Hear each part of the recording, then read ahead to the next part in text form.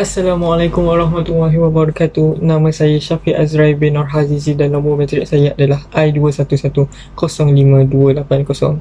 Okey, so untuk video kali ini saya akan membedah satu buku bagi satu subjek, iaitu subjek Tasawuf Islam. Okey, so buku apa yang saya akan bedah tu? Okey, so buku yang akan dibedah oleh saya adalah buku ini, iaitu Hari Kiamat dan Tanda-tandanya. Okey, so berdasarkan daripada tajuk sendiri kita dah tahu yang buku ni memang tentang umat Islam, untuk umat Islam, kerana ianya tentang Hari Kiamat.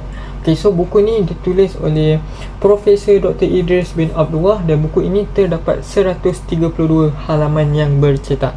Okay, so penyusunan untuk buku ni pula, ianya disusun oleh seorang pensyarah daripada Jabatan Pengajian Arab dan juga Tamadun Islam. Okay, so Fakulti Pengajian Islam, ianya daripada Fakulti Pengajian Islam daripada Universiti Kebangsaan Malaysia UKM di Bangi. Okey, so beliau ni berjawatan sebagai profesor dalam bidang Balarah Al-Quran dan juga Al-Hadis. Ianya berkelulusan daripada University of Jordan. Okey, so terdapat banyak lagi buku yang ditulis oleh profesor ni dan buku-buku tersebut masih digunakan ataupun telah digunakan di dalam kuliah maghrib dan juga kuliah subuh di masjid-masjid kawasan Selangor. Okey, so apa yang ada dalam buku ni? Okey, so sekejap. Sebelum tu, buku yang ada kat tangan saya sekarang ni, ianya mendedahkan secara eksekutif tentang pesanan serta amaran daripada baginda sallallahu alaihi wasallam tentang fitnah akhir zaman, iaitu tentang hari kiamat. So apa yang ada dalam buku ni? So apa yang terdapat dalam buku ni? Okey, isi kandungan dia. Okey, apa yang kita boleh dapat daripada buku ni? Firstly, dalam buku ni dia terdapat tentang kedudukan manusia serta penjanjian dengan Allah Subhanahu Wa Taala. Kemudian ada juga tentang hubungan antara hidup dan juga mati. Ada juga tentang kelemahan umat Islam terhadap harta kekayaan. Okey, selepas itu terdapat hadis-hadis untuk kita renungkan bersama. Yes, betul. Dalam buku ni memang terdapat banyak hadis yang kita boleh dapat.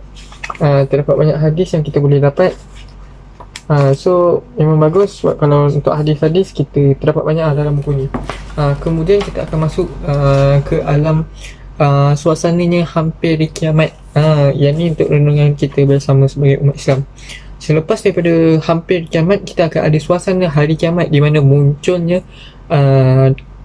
kita akan datangnya ataupun munculnya dengan Dajjal, munculnya Nabi Isa, dan munculnya Yahshuj dan Mahshuj, dan kita juga ada kemunculan Dabatul Ard.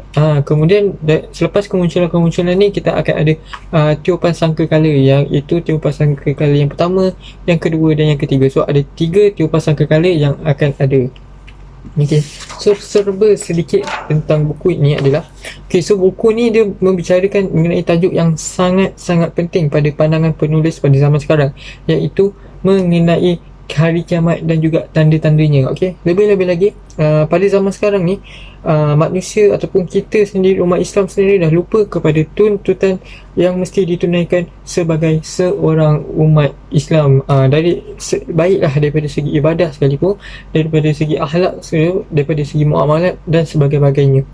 Okay, so sedangkan tanda-tanda hari kiamat ni dah dekat. Antara contoh-contohnya, kita ada gempa bumi, kita ada tsunami, kita ada tanah runtuh dan ada macam-macam lagi. Cuma kita je sama ada kita perasan ataupun tak benda tu.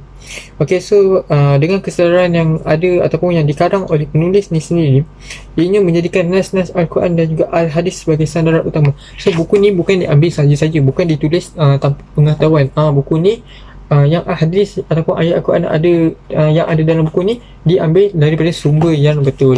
So tak ada fake sumber. Jangan risau. Okay, so pada permulaan buku ni, dia macam yang saya cakap tadi, permulaan buku ni dia menceritakan tentang perjanjian antara umat manusia dan juga Allah Subhanahu Wa Taala.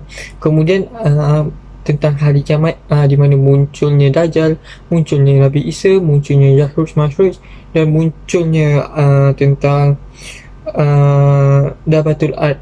So buku ni memang sangat memang ianya sangat penting yang perlu diketahui oleh umat Islam sendiri, supaya ianya tidak terlepas daripada fitnah akhir zaman dan juga kekal dalam agama Allah Subhanahu Wa Taala. Okay, so bagi saya sebagai seorang umat Islam, buku ni sangat-sangatlah bagus sebab